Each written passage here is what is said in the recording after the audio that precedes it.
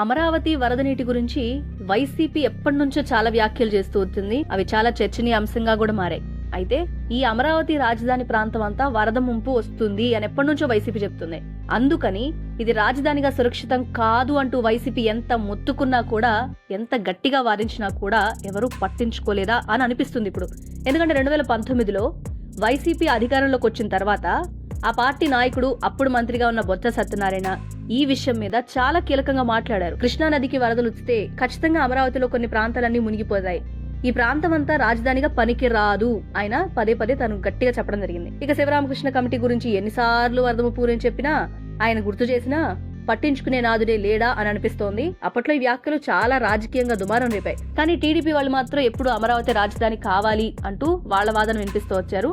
ఇప్పుడు మనం చూస్తే వరదల సమయంలో వైసీపీ అమరావతి గురించి చేసిన వ్యాఖ్యలు, ఖచ్చితంగా ఈ వరద ముంపు గురించి హెచ్చరించిన వీడియోలు ట్రెండ్ అవుతున్నాయి. అమరావతి ముంపుకు గురైపోయింది, ఇది రాజధానిగా అనువైన ప్రదేశం కాదు అని అప్పుడు వాళ్ళు చెప్పిన వీడియోలు, పార్టీ సోషల్ మీడియాలో కావచ్చు, అధికారిక ప్రకటనలు రిలీజ్ చేసింది వాటి గురించి కావచ్చు, అవన్నీ ఇప్పుడు ట్రెండ్ అవుతున్నాయి. అయితే ఇప్పటికీ కూడా తెలుగుదేశం పార్టీ ఈ ఆరోపణలన్నింటినీ ఖండిస్తోంది.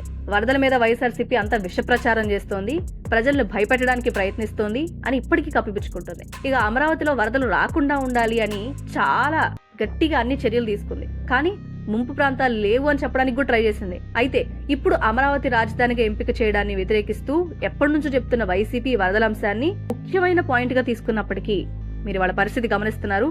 ప్రస్తుతం ఆ వాదనల్ని ఇప్పటికీ ఖండిస్తున్న టీడీపీ ప్రభుత్వ వైఖరి ఖచ్చితంగా దౌర్భాగ్యం అని చెప్పాలి.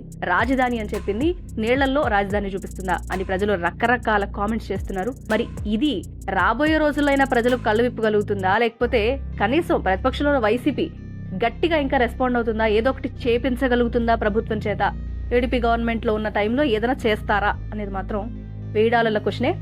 చూద్దాం ఏం జరుగుతుందో. అయితే ఇప్పుడు మనం ఈ టాపిక్ మాట్లాడుకోవాలి అంటే గత ప్రభుత్వంలో చేసిన డిజైన్ల విమర్శల గురించి మాత్రం మనం మాట్లాడుకోవాలి.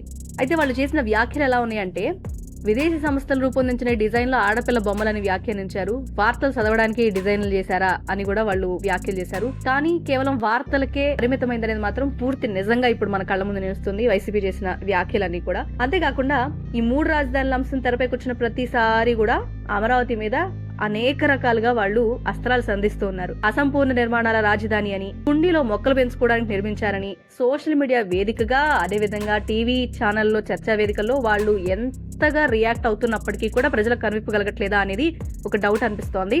మొత్తానికి అమరావతిని సమాధి చేశారనే వ్యాఖ్య కూడా మనం చూసాం. అంతేకాదు ముందడుగు పడకుండా వెనకడుగు వేసింది రాజధాని అని కామెంట్స్ అన్ని కూడా చేశారు. ఈ కామెంట్స్ మాత్రమే కాదు, ఇది గ్రాఫిక్ రాజధాని అని చాలా మీమ్స్, చాలా కామెంట్స్ అనేవి మనం వింటూ వచ్చాం. ఇన్ని చెప్తున్నా కూడా ప్రభుత్వానికి కనీసం చీమ కాదు కదా, చీమ కుట్టినట్టు అంటారు, చీమ పాకినట్టు కూడా అనిపించట్లేదా అనేది ఇక్కడ మనం ఖచ్చితంగా గమనించాల్సిన విషయం. గ్రాఫిక్ రాజధానిగానే ఉండిపోతుందా? ఈ నీళ్లు చూస్తే మాత్రం ఖచ్చితంగా అది గ్రాఫిక్స్ లోనే బాగుందేమో, రియాలిటీలో శూన్యం అని చెప్పక తప్పని పరిస్థితి. అయితే ఇక్కడ మనం బాధపడాల్సిన విషయం ఏంటంటే, అమరావతి ఐకానిక్ టవర్ నిర్మాణం కూడా నీటిలో మునిగిపోవడం. ఈ ఐకానిక్ టవర్ నిర్మాణం చుట్టూ వరద నీరు ఎలా వచ్చిందో ఒకసారి మీరు చూడండి. రాయపూడిలో ఐకానిక్ టవర్ అనేది నిర్మాణం జరుగుతుంది. అమరావతి ఐకానిక్ టవర్ ప్రాంతం చెరువులాగా మారిపోయింది ఇప్పుడు. ఇది మాత్రం దారుణమైన పరిస్థితే. అయితే ఒక పక్క వర్షాలు ఎలా పడుతున్నాయి, కంటిన్యూస్ గా పడుతూనే ఉన్నాయి. అమరావతి అంతా నీళ్లలో మునిగిపోయింది. అమరావతి కోర్ క్యాపిటల్ ఇప్పుడు వరదలో మునిగిపోవడం వల్ల గ్రామాలన్నీ కూడా వర్షానికి మునిగిపోవడం జరిగింది. అదే అమరావతి ప్రాంతం, మనం రాజధానిగా చెప్పుకుంటున్న ప్రాంతం చుట్టూ ఉన్న గ్రామాలు కూడా మునిగిపోయాయి. కేవలం మనం అనుకుంటున్న ఈ ఐకానిక్ టవర్ మాత్రమే కాదు, ఇది ఏపీ రాజధాని అమరావతి పరిస్థితి. అమరావతి రాజధానిగా కాదు కానీ కృష్ణానదిలాగా కనిపిస్తుంది అని మనం మాట్లాడుకోవచ్చు. ఇక రాత్రి వర్షం పడింది కదా, ఆ వర్షానికైతే రాజధానిలో వరద భారీగా వచ్చి చేరింది. వరద నీరు అనేది మాత్రం నిజం. నీరుకొండ దగ్గర కొండవీటి వాగు పొంగిపోతుంది. దీనివల్ల కనుచూపు మేరంతా రాజధానిలో భూమి అసలు కనిపించడం లేదు అనేది మాత్రం వాస్తవం. మరి ఎంత వరద వచ్చింది, ఇంత జరుగుతుంది, కేవలం మన రాజధాని అమరావతిలోనేనా అంటే కాదని చెప్పాలి. ఒక పక్క కొండవీటి వాగు ఉప్పొంగి పడుతుందా, వరద ప్రవాహం వస్తుందా? గుంటూరు నుంచి రాజధానికి రాకపోకలన్నీ బంద్ చేశారు, రావడానికి లేదు, పోవడానికి లేదు. ఇక ఉప్పొంగిన కోటేళ్ల వాగు, ఎర్రవాగు, పాలవాగు, సచివాలయానికి అధికారులు వెళ్లలేక ఇబ్బందులు పడుతున్న పరిస్థితి ఈ వాగులు పొంగటం వల్ల. 40,000 ఎకరాల్లో మొత్తం అంతా నిండిపోయింది, నిర్మాణాలన్నీ కూడా నిండిపోయాయి అనేది మాత్రం వాస్తవం. ఈ కొండవీటి వాగు ప్రవాహానికి ప్రత్యామ్నాయ మార్గాల మీద దృష్టి పెడతానికి ప్రభుత్వం ప్రయత్నిస్తోంది. అందుకే రాజధాని ప్రాంతం ముంపుకు గురైంది అంటూ రైతులంతా కూడా లబోదిబోమని బాధపడుతున్నారు. ఇప్పుడు చివరికి వాళ్ళు బాధపడటం తప్ప ఇంకేమన్నా మిగులుతుందా అంటే, చాలా మంది దగ్గర నుంచి లేనే లేదు, వాళ్ళకి బాధ కష్టాలే మిగిల్చింది ప్రభుత్వం అనే సమాధానం వస్తుంది. ఒకసారి మనకు కనిపిస్తున్న విజువల్ని చూడండి.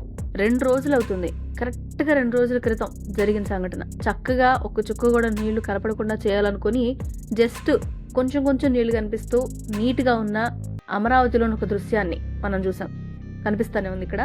అయితే కేవలం 2 రోజులు పడ్డ వర్షానికి పరిస్థితి ఇది. రైట్ సైడ్ చూస్తున్న మీరు విజువల్ ఒకసారి చూస్తే ఇది మన పరిస్థితి.